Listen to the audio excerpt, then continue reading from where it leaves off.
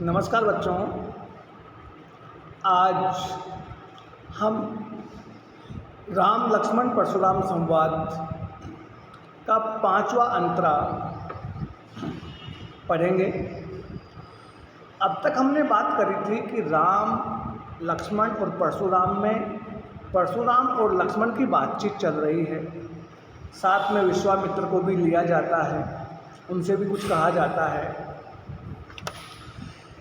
अब जब बातचीत इतनी बढ़ गई कि एक दूसरे पर दोनों व्यंग्य कर रहे हैं, तो जब लक्ष्मण ने कहा कि भाई वीर व्यक्ति वो है जो युद्ध के मैदान में युद्ध करता है, ना कि अपनी तारीफ खुद करता है, क्योंकि वो तो कायर होता है। तो बार बार परशुराम जी कह रहे थे कि मैं इसको मार दूंगा, मैं इसको मार दूंगा, ये मेरे हाथों मरने वाला है।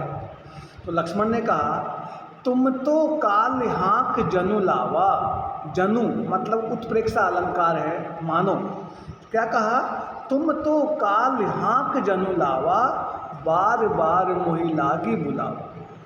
परशुराम जी, मुझे ऐसा लगता है मानो आप मौत को, काल को हाँक करके, खींच करके मेरे लिए आप ला रहे हो, उसको बार बार बुला रहे हो। मौत को आप मेरे लिए इसे खींच के ला रहे हो, मतलब आप देखते ही देखते मुझे मार दोगे, ऐसा मुझे लगता है।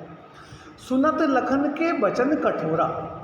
लक्ष्मण के कठोर वचन, इस प्रकार की बातें सुनकर के परशु सुधारी धरेऊ कर घोरा। परशु मतलब कुल्हाड़ा, जो सुधारी ढंग से पकड़ के, कर घोरा अपने हाथ में, कर मतलब अपने हाथ में, घोर मतलब प्रचंड, उस प्रचंड कुल्हाड़े को अपने हाथ में ढंग से पकड़ लिया। अब जन देई दोष मोई लोगू। जनी मतलब मत देना, हे लोगों, हे सभासदों, अब मुझे कोई दोष मत देना। कटुबादी बालक बद जोगू। ये जो बालक है बहुत कड़वा बोलता है और ये वध के योग्य है। जिस प्रकार की ये बातें कर रहा है, अब ये वध योग्य है। वध जोगू मतलब मरने योग्य है, अब ये मेरे हाथों मरेगा ही। बाल बिलो की बहुत में बाँचा। इसमें अनुप्रास अलंकार है बेटा, 4 बार ब की आवृत्ति हुई है। बालक समझ करके, बाल बिलो की, बच्चा समझ करके, बहुत में बाँचा, मैंने इसको बहुत बचा दिया। अब ये हूँ मर निहार भास बाँचा। अब ये सच्चे अर्थों में मरने ही वाला है, अब ये मरने योग्य है, अब मेरे हाथों ये मरने वाला है। कौशिक कहा क्षमई अपराधु। कौशिक मतलब विश्वामित्र जी ने कहा कि हे ऋषि, इसके अपराध को क्षमा कर दो, इसको माफ़ कर दो, बच्चा है। बाल दोष गुण गणहि न साधु। साधु मतलब जो अच्छे लोग, सज्जन लोग, विद्वान लोग हैं, वो बच्चों के गुण और दोष पर ज़्यादा ध्यान नहीं देते हैं। खर कुठार में अकरुण को ही। क्या कहा परशुराम ने? खर कुठार, मेरे पास जो एक कुल्हाड़ा है बहुत प्रचंड है, भयानक है, और मैं खुद क्या हूँ? अकरुण। करुण मतलब दया, और अ का मतलब नहीं, मतलब मुझ में दया है ही नहीं, मतलब मैं निर्दयी हूँ। कोही मतलब क्रोधी। क्या कहा? मैं बहुत क्रोधी हूँ, निर्दयी हूँ, मेरे पास भयानक प्रचंड कुल्हाड़ा है, और आगे अपराधी गुरुद्रोही, और मेरे सामने जो खड़ा है ये मेरे गुरु का अपराधी है, भगवान शिव का अपराधी है। उतर देत छोड़ो बिनु मारे।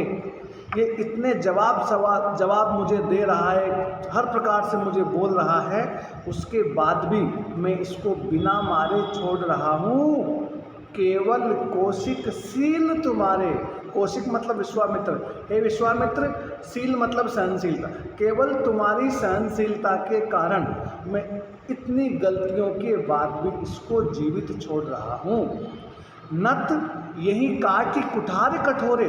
इस कठोर कुठार से, परशु से, कुल्हाड़े से इसको मैं यही क्या करता? काट देता, मार देता। गुरु ही उरिन होते श्रम थोरे। इसके पीछे लिखा है थोरे। गुरु ही उरिन, जो मेरे गुरु का जो ऋण है उससे उरिन हो जाता। उरिन मतलब ऋण मुक्त होना, कर्ज मुक्त होना। होते श्रम थोरे। श्रम मतलब मेहनत, थोरे मतलब कम। बहुत कम मेहनत में मैं गुरु के ऋण से मुक्त हो जाता। भगवान शिव जो मेरे गुरु हैं उनका इन्होंने धनुष तोड़ा, तो मैं इसको मार करके मेरे गुरु का जो कर्जा है, ऋण है, उसको मैं चुका देता। गाधी सुन कह हृदय हसी मुनि हरे हरि सूझ, अये मये खांड न ऊक महे अजऊ न बूझ अबूझ। गादी सुनो मतलब विश्वामित्र जी। अब देखो विश्वामित्र जी के लिए कौशिक भी नाम आ गया, विश्वामित्र भी आ गया, गादी सुनो भी आ गया, आप ध्यान रखिएगा। गादी सुनो मतलब विश्वामित्र जी। कह हृदय हसी, मन ही मन कुछ कहा, विश्वामित्र ने अपने मन ही मन कुछ कहा और मन ही मन हंसे। हृदय में मतलब मन ही मन में हंसे। मुनि ही हरिहरे सूझ, ये जो मुनि है परशुराम जी है, इनको आज हरा ही हरा दिखाई दे रहा है। हरिहरे सूझ का मतलब हरा ही हरा सूझ रहा है, दिखाई दे रहा है। अये मये खांड, अये मये मतलब होता है लोहा, खांड मतलब शक्कर, न ऊखमय, ऊखमय ऊख बोलते हैं, ऊख मतलब ईख गन्ना, अजऊ न बूझ अबूझ, आज ये बूझ मतलब जानते हुए भी, अबूझ मतलब अनजान बने हुए हैं। इस पूरे दोहे का मतलब ये हुआ, विश्वामित्र ने मन ही मन हंसे और ये कहा कि परशुराम जी को सब हरा ही हरा दिखाई दे रहा है। हरा ही हरा दिखाई देने का मतलब होता है कि परशुराम जी जैसे सबको डराते हैं, सबको अपने से कमज़ोर समझते हैं, उसी प्रकार से लक्ष्मण को भी अपने से कम समझ रहे हैं। लेकिन इनको ये पता नहीं है कि जो लक्ष्मण है ये खांडा है। खांडा मतलब तलवार, खांडा मतलब तलवार, किससे बनी हुई? लोहे से बनी हुई तलवार है लक्ष्मण। न ऊखमय, ये कोई गन्ने से बनी हुई शक्कर नहीं है, क्योंकि शक्कर को गांव में लोग खांड बोलते हैं। तो ये गन्ने से बनी हुई शक्कर नहीं है कि आग दिखला और पिघल जाएगी, ये तो लोहे से बना हुआ तलवार है। अजऊ न बूझ अबूझ, इस बात को जानते हुए भी परशुराम जी आज अनजान बन रहे हैं। धन्यवाद।